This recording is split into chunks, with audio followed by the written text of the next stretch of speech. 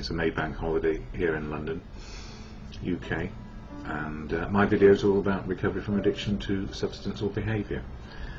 And I've been doing these for several years now, and I'm coming up to 6 years sober, which is quite remarkable.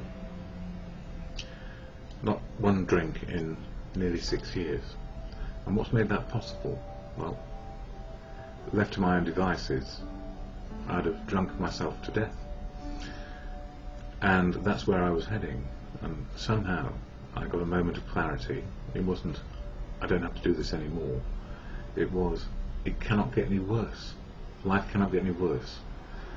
And I started to understand a little bit about my addiction, but I was stuck 24/7. I didn't know how to stop. I didn't know how to stop obsessing about drink, trying to control it, forever going out, getting more alcohol, to a point where I had nowhere to go out to, and nowhere to live, and nowhere to go.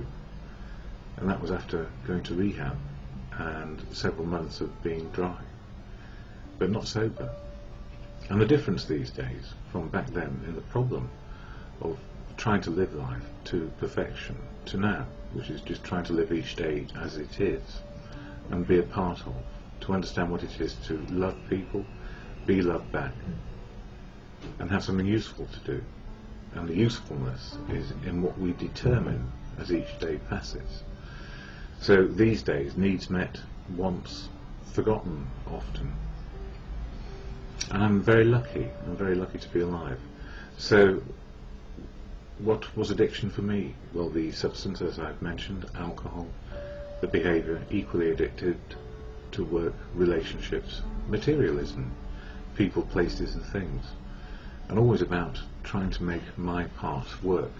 And these days, if I'm lucky, I am simply a part of what is going on, and no bigger, no smaller than anybody else, no more influential or powerless than anybody else. But some of the things I know these days keep me well, and that is to find balance in the moment of living now, to make room for life to happen, rather than trying to control it. And very often control makes us a prisoner, not only of what we're trying to control, but also for ourselves, because it narrows our path into what we think life should be. So these days, more open to what is going on around me, more open to being included, more open to the possibilities. It doesn't mean they're going to become real, because we just don't know. All we can do is be a part of life. We're not centre stage, although we are centre stage in our own lives, but we're not centre stage in terms of life revolves around us, or the world revolves around us. The world revolves and we're part of it. So recovery has been a levelling experience, and that has been the opening door, if you like, to recovery, that I can be part of life again. And I couldn't do it on my own. I needed help. I didn't know where to get it. I did say to myself, yes, it cannot get any worse. What do I do now? I need help. And that was the moment of clarity, accepting reality as it was. But it didn't mean it was all going to be joyful and happy. What it meant was there was an awful lot of hard work to do to get myself out of the deep pit of despair and depression that I was in, and keeping on doing the same old behaviour over and over again and getting nowhere, which was insanity. So I had to learn to let go of old behaviour, old attitudes, and start to learn new behaviour and new attitudes. And I found, after professionals drive me out, that rehab was really good in terms of providing a roof over my head, because by that stage I was destitute and had nowhere to go, and life had just become a complete mess. But I preferred the streets to living in rehab, because the anger and the rage that came up was completely unmanageable, and I couldn't contain myself. And I went out the front door of the rehab centre and got to the corner shop or corner store and bought a bottle of vodka, which was my retaliation against the previous few months of sober. life hadn't got better. And I drank it, the whole bottle, and I spent some time completely insane and in a rage at myself for not getting the fix I was looking for. So these days I don't fix anymore. The story got worse. It just did. But these days I've found a fellowship which helps me. It doesn't matter whether we're on the streets or living in a penthouse. It helps us deal with our feelings and emotions and learn what can be the solution on a daily basis to what is happening to us. Simple as that. What is happening now? And some life experiences cannot be solved in a day. When it comes to affairs of the heart, romance, we fall in love, often very easily, and falling out of love can be just as easy, but sometimes we are heartbroken, and sometimes we break hearts, and in that it takes time to heal. And the thing about recovery is we allow ourselves the time to heal. So important, very difficult, but very important, that life will be difficult, and then life will emerge again into a more steady and balanced outlook. And that's difficult. So what helps me? The fellowship of AA. I talk about it, I don't speak for it, never can, never will, full of unique, authentic people. But the statement of intent shared at every meeting of AA I go to goes like this. Alcoholics Anonymous is a fellowship of men and women who share their experience, strength and hope with each other, that they may solve their common problems and help others to recover from alcoholism. The only requirement for membership is a desire to stop drinking. There are no dues or fees for AA membership. We are self-supporting through our own contributions. AA is not allied with any sect, denomination, politics, organisation or institution, does not wish to engage in any controversy, neither endorses nor opposes any causes. Our primary purpose is to stay sober and help other alcoholics to achieve sobriety.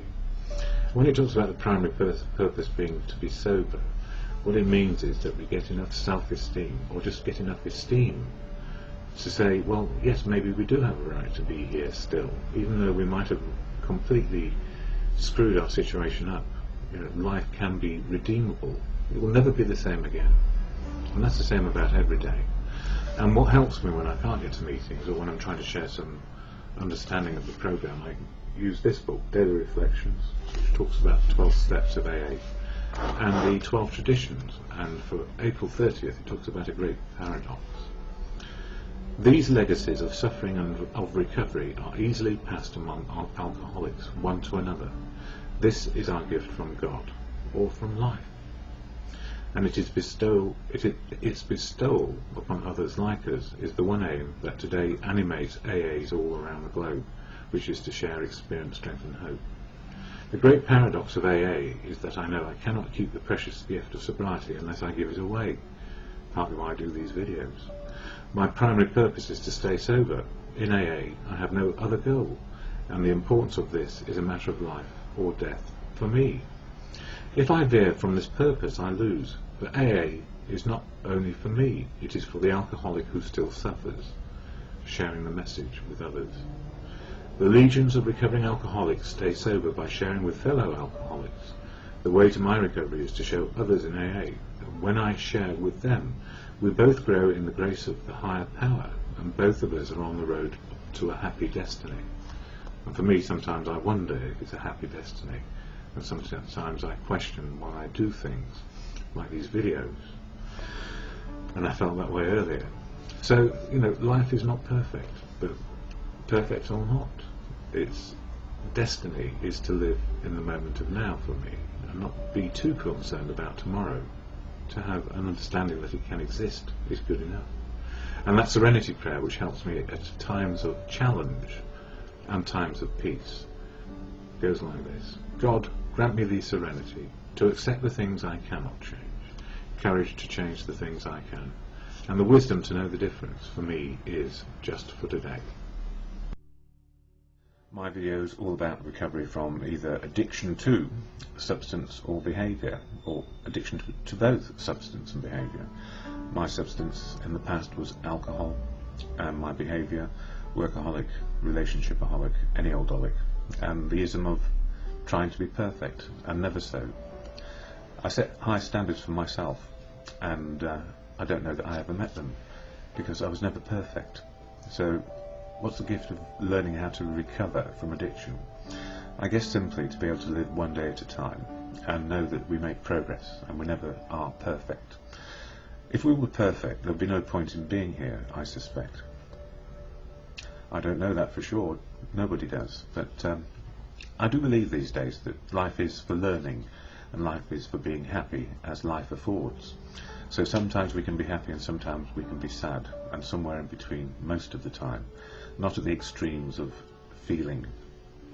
And what I've learned most about recovery from addiction is our best thinking can make it happen, addiction that is. So my thinking kept me drinking, and my feeling keeps me clean of alcohol and those behaviours which push me to extremes of behaviour. How did that happen? Well, simply I needed a lot of help to actually find recovery in the first place. And I can remember being shoved through the doors of an AA meeting back in I don't know when. And it took me 5 years to get to the next meeting. It was such a shock to the system that there were people out there who did not drink and did not need to, just one day at a time. I won't go into the details of how all that happened. It would take too long. It would take a lifetime to explain. But what I know these days, I have a mainstay which helps me keep sober, and that's the fellowship of Alcoholics Anonymous. So Alcoholics Anonymous, I don't speak for it. I go there or go to meetings and be a part of and include it, so I may find, I guess, some serenity on a daily basis. And serenity doesn't mean it's all good. Serenity means acceptance of life as it is, life on life's terms. And for anybody trying to get in touch with their spiritual side, I have a belief that spiritual is seeing and experiencing reality without filters and without denials. So the less denials and filters I have, the better spiritual condition I might be in. And it's only for a day. And in that day, things can go spectacularly good or spectacularly wrong. Well, maybe not wrong, but just life experiences which causes pain. So the fellowship of AA is my mainstay or it's my main plank. It's not walking the plank and then ending up back in the drink. It's actually the mainstay of my sobriety. And at every meeting I go to, which is most days, there is a preamble which really says what the fellowship can do and what it can't do, and how it keeps itself motivated for one purpose only, to be sober. And the preamble goes like this: Alcoholics Anonymous is a fellowship of men and women who share their experience, strength and hope with each other, that they may solve their common problem and help others to recover from alcoholism. The only requirement for membership is a desire to stop drinking. There are no dues or fees for AA membership. We are self-supporting through our own contributions. AA is not allied with any sect, denomination, politics, organisation or institution. Does not wish to engage in any controversy. Neither endorses nor opposes any causes. Our primary purpose is to stay sober and help other alcoholics to achieve sobriety. And I went to a meeting last night, one of my locals, which is supposed to be at 7:30 in St Luke's Parish Hall.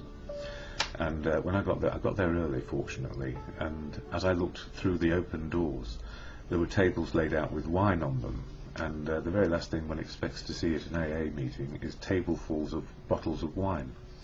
And of course the hall had been hired out to somebody else, and our meeting had been put into another place about a quarter of a mile away, with a start time of 8. And it made me smile, because an alcoholic in their first days of recovery turning up to an AA meeting to find it's now a wine tasting party. Well, what can you say? I don't know what the church was thinking of, but they weren't thinking about people in AA, maybe, or maybe with, who knows.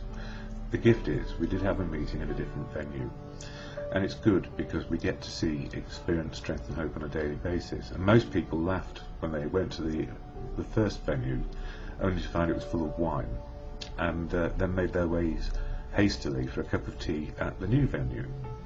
And it was a good chair, and I stayed and listened. But my blood sugars, I'm type 1 diabetic, one of the gifts of recovery. I was alive long enough to get it, and the other one is, of course, clinical depression. I was alive long enough to find out that I had it, and I've had it a long time, probably since I was born. So we get to know exactly more about us and what makes us tick. So I've had professional medical help to sort out one or two things, and then AA keeps me ticking along fairly nicely so that I can be a part of family, community and society.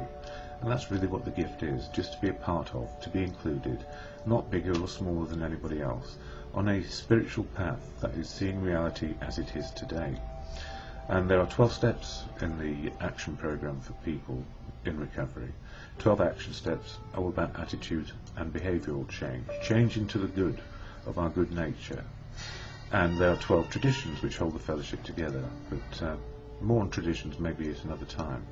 So these 12 steps, so one a month in the literature of AA, which I share here, and I use daily reflections, so we're on the last day of the month on that, and I also use As Bill Sees It, and I'm just doing those linearly, so no particular connection to step 4, which is April for me. Step 4 is about the fearless moral inventory, where we do a self-appraisal of our assets, liabilities, where our anger and resentments have been, and what we may do about them, and how to get, well, it's more like making a clean slate and understanding what we need to do to keep well. So, daily reflections for today. It says here, April 30th, the great paradox. 3 legacies of suffering and of recovery are easily passed among alcoholics one to another. This is our gift from God, or good conscience, and its bestowal upon others like us is the one aim, and that one aim that today animates AAs all around the globe. And that paradox, I just need to take a swig of coffee. My blood sugars are giving me nightmares at the moment. Either they're up or they're down. The great paradox of AA is that I know I cannot keep the precious gift of sobriety unless I give it away, which is what I do here. My primary purpose is to stay sober. In AA, I have no other goal, and the importance of this is a matter of life and death to me. If I veer from this purpose, I lose, but AA is not only for me, it is for the alcoholic who still suffers. The legions of recovering alcoholics stay sober by sharing with fellow alcoholics. The way to my recovery is to show others in AA that when I share with them, we both grow in the grace of the higher power, and both of us are on the road to a happy destiny. And the gift of the happy destiny is we get everything. Like normal people, we are normal people, we just have an extra bit to work with on a daily basis, and that's sobriety. And if we do that, then we actually stay in a modest state of recovery. You know, it won't be rip-roaring, or it might be, it just depends on how life experience turns out. And it could be very sad as well, because people die around us far too often because of alcoholism. Page 90, As Bill Sees It. Almost to watch loneliness vanish. Almost without exception, alcoholics are tortured by loneliness. Even before our drinking got bad and people began to cut us off, nearly all of us suffered the feeling that we didn't quite belong. Either we were shy and dared not draw near others, or we were too noisy good fellows, constantly craving attention and companionship, but rarely getting it. There was always that mysterious barrier we could neither surmount nor understand. That's one reason we loved alcohol too well, but even when Bacchus betrayed us, we were finally struck down and left in a terrified isolation. Life takes on new meaning in AA, to watch people recover, to see them help others, to watch loneliness vanish, to see a fellowship grow up about you. We have to have a host of friends. This is an experience not to be missed. And, you know, the gift for me is, I was frightened and alone for a long time, and I didn't know what it was. And alcohol served me well for far too long before I realised it was isolating me and killing me. So when I say the serenity prayer to either God or good conscience, as you understand it, God grant me the serenity to accept the things I cannot change, courage to change the things I can, and the wisdom to know the difference. It is just for one day, and it's this day.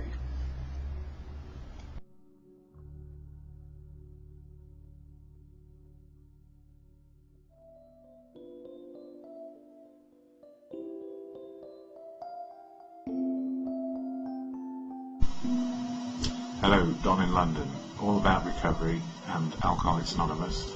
I don't speak for AA, I speak for myself. However, AA is integral to my daily well-being. and here's the AA preamble spoken at all meetings of AA.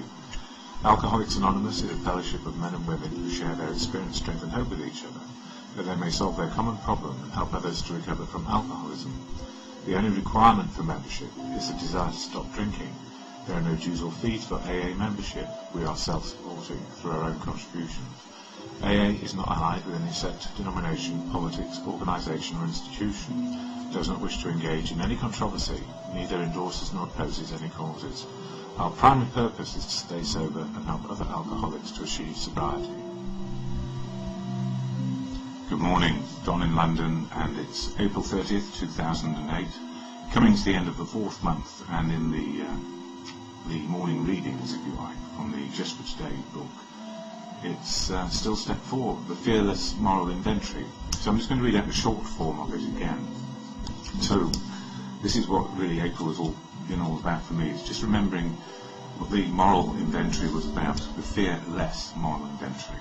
It says here, made a searching and fearless moral inventory of ourselves. How instincts can exceed their proper function. Step 4 is an effort to discover our liabilities, the basic problem of extremes in instinctive drives. Misguided moral inventory can result in guilt, grandiosity or blaming others. Assets can be noted without liabilities. Self-justification is dangerous. Willingness to take inventory brings light and new confidence. Step 4 is the beginning of a lifetime practice. Common symptoms of emotional insecurity are worry, anger, self-pity and depression. Inventory reviews relationships, importance of thoroughness. And if we're going to live a better way, I guess, for me, a thorough moral inventory, the assets and liabilities, means that we need to look at it more than once, because we can't do it in one fell swoop. And also, we're relying on memory to a large extent about where things happened and what happened and our part in them. And it's essential that we understand our part in them and what was driving us at the time. So if we understand what nature was doing to us and what nurture taught us to do, then we have a greater understanding of where we are today. And, after we've done our step 4, there is step 10, which is to continue to take inventory of the assets and liabilities as we go along. So, very much like Tradition 4 and the autonomy that is required for each group of AA, so too we need to make sure that we as individuals get to keep our autonomy, keep going for the right choices and making each day work as best we can. And it's understanding that we are on our own path, our own choices. We're not here to bend other people to our way of life. It's us discovering how to live and how to be, and being in the present moment. So much stressed by me in what I'm doing in my own personal journey. And, each day is a learning day for me. So what I'm trying to do often is share my learning. And sometimes my learning can be quite confused, and I might seem a bit confused in these videos. But I understand that life can bewilder me most days. And I was writing some footnotes, if you like, on some of the early videos that I did from last year, and some of the background. So, at the beginning of the year, much uncertainty. Mid-year, not quite sure where I was with my diabetic control and self-management of it. Because one of the things that I suppose, it's not a plague on me, but it just is the truth of me, is, on a day-to-day basis, some of my thinking and feeling is a bit forgetful. And I forget things which are important, and I forget things which I must do as a part of a self-managed diabetic regime. And that's not for me to say, can I do better? It's for me to understand what I may do and keep on doing, to keep on track. And I had a bit of a nasty shock earlier in the year when I did go for one of my more routine diabetic appointments at the hospital, discovering that I was way out and I was actually at risk of heart attack and stroke because my blood sugars have been too high for too long. And there are a lot of reasons why that is, mainly because I am forgetful, mainly because I thought I was alright, so therefore I stopped checking so regularly. And if I'd done that more carefully, and also taking into account the fact that I'm trying to do exercise, when exercise is very, very difficult sometimes, it was all a bit of a mess. So my learning is keep on the right path as best I can, and introduce some more checks, and get my friends in fellowship to keep on checking me out about my blood sugars and what I'm doing about it. So I don't have to try and self-manage, because self-managing doesn't work particularly well, especially if you're a recovering alcoholic, because memory slips, and that's not relapsing into drinking, but it's relapse into where I am really forgetful, and I need to take account of that. It's not willful or purposeful, it just happens that way. Anyway, it's good to go back and look at these. And it taught me that when I started these videos I hadn't got much of a clue about anything, let alone spreading a message. And it was me broadcasting rather than sharing. So if we broadcast, we're not waiting for the listening back. And if we're sharing, we are encouraging support and interaction rather than just a one-way street. Anyway, coming on to daily reflections, the last one for April 30th, a great paradox. These legacies of suffering and of recovery are easily passed among alcoholics one to another. This is our gift from God. It is bestowed upon others like us.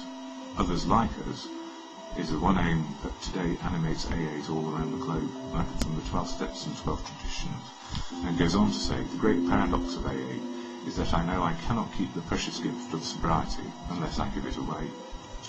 My primary purpose is to stay sober. In AA I have no other goal, and the importance of this is a matter of life or death to me. If I veer from this purpose, I lose. But AA is not only for me, it is for the alcoholic who still suffers. The legions of recovering alcoholics stay sober by sharing with fellow alcoholics. The way to my recovery is to show others in AA that when I share with them, we both grow in the grace of the higher power, and both of us are on the road to happy destinies. And somebody was saying at the beginning of the share back on Monday to me that they didn't know anywhere in AA literature where it said that the newcomer was the most important person in the room. And I guess we all think we are the most important thing in the room of an AA meeting, but the absolute truth of it is that we are all equally important, and newcomers are probably first amongst equals, to coin a phrase from a Tory Prime Minister of the days. Anyway, coming on to, as Bill sees it, just briefly, More Than Comfort, page 148. When I'm feeling depressed, I repeat to myself statements such as, pain is the touchstone of progress, fear no evil, this too will pass. This experience can be turned to benefit. These fragments of prayer bring far more than mere comfort. They keep me on the track of right acceptance. They break up my compulsive themes of guilt, depression, rebellion and pride. And sometimes they endow me with courage to change the things I can, and the wisdom to know the difference, which comes from the Serenity Prayer. And where it says, fear no evil, this too shall pass, or this too will pass, this experience can be turned to benefit, is if we're in a reactive depression, or depressed against something that we know as I suppose, a life event, which we are trying to understand and be either sad about or grieving some loss. And obviously, the best friend of an alcoholic is a drink. So we all grieve not being able to drink anymore in a strange way. We lose our best friend. And then there is depression, which is not reactive. The marked reactive depressions that I had a cause, and they had an effect on me. Underlying that, always, and it seems like forever, there has always been a clinical depression about, which is non-reactive. It means I'm not reacting against any particular incident in my past. I'm just trying to cope with it. So, some things we need to go out and find professional help for. So, what gives me the gift of life? It also gives me the gift of choices to find out how to deal with things outside fellowship. Anyway, my time is up. More later.